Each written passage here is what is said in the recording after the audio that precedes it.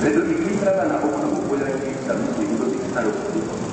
V rámci prípravných prác sa vypracuje technický projekt obnovy a osadia sa značky pre zaistenie smeru a výšky poľaví.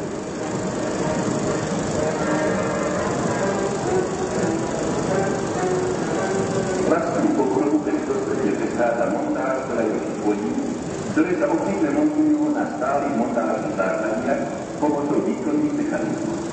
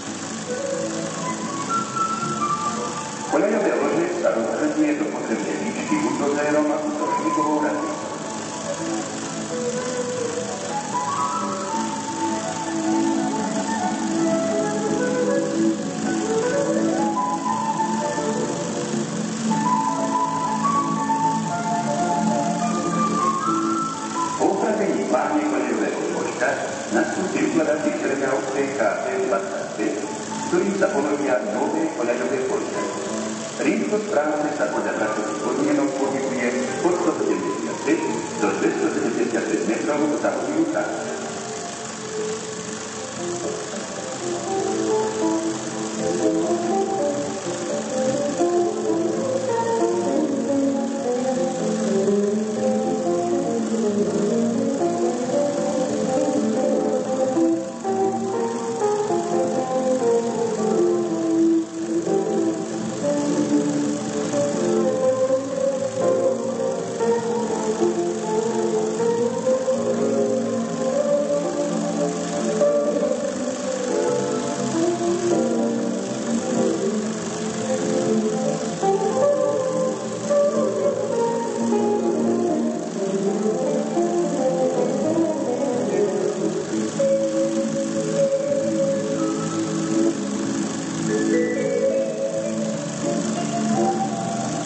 Uvoľnené podvozky sa dočasne uložia na bankitový chodník.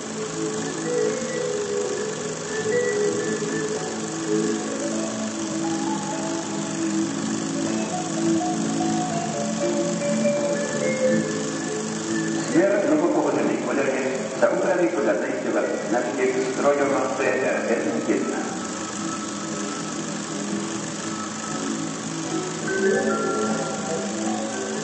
Potom sa koľaj aštrkuje niekoľkými pracovnými jazdami sluhu pre úpravu štrkového loža typu pušu. Pre zaštrkovanie sa využije predovšetkým starý registrovaný koľajový štrk.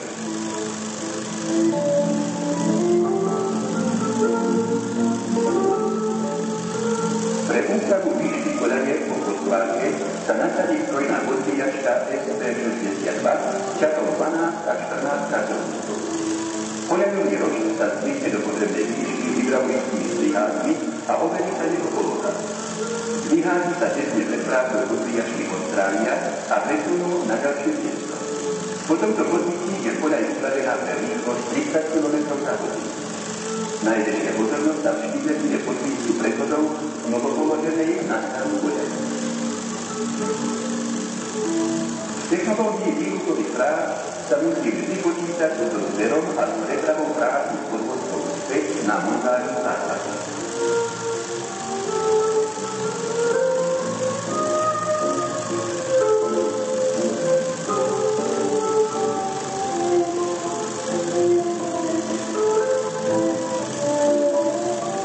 Úsek koľaje, ktorý bol obnovený predchádzajúceho dňa, je v dnešnej výluke upravovaný už na výkon 50 km za hodinu. Najprv sa doplní koľajové lože štrkom s výcvikným vodňom typu Hofergotátor.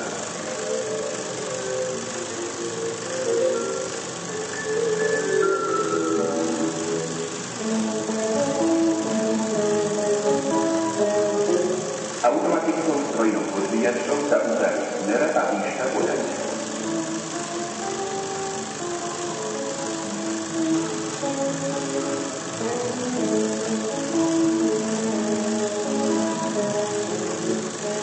Zhutňovačom ZS72 sa zhutní štrk priestorom medzi podvalom.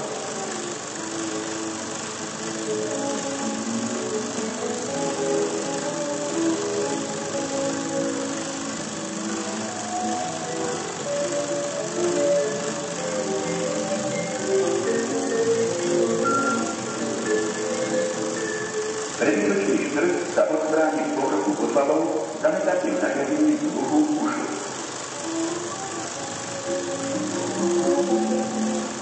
V úsekoch s vhodnými smerovými pomermi sa zriadí bezstriková koľaň. Jedným z najkvalitnejších spôsobov zriadovania bezstrikovej koľane je zabudovanie dlhých koľanicových pásov zvarených elektrokontaktným spôsobom na tváracích základniach, odkiaľ sa dopravia na miesto obnovy pomocou súpravy STK 300. Po uvoľnení a zdemontovaní utrpňovaniel sa urobí výmena koľajnicových pásov pomocou troch špeciálne upravených podvozkov dahaných a ľahkým motorovým ušňom.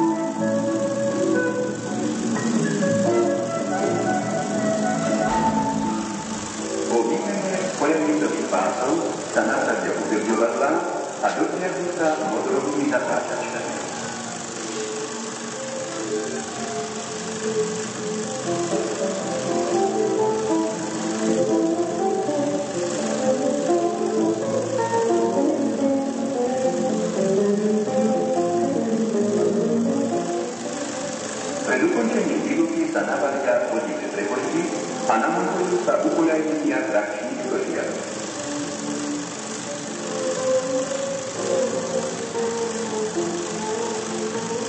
Pred odovzdaním koľania do útržby kratovej dištancií odstránia pracovníci stavebného tlaku zeminu dekiek trolejových stožiarov.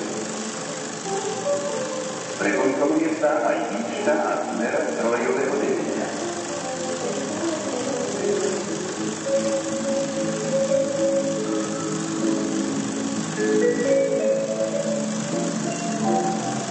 Obnovenej koľani sa venuje zvýšená pozornosť i v ďalšom období.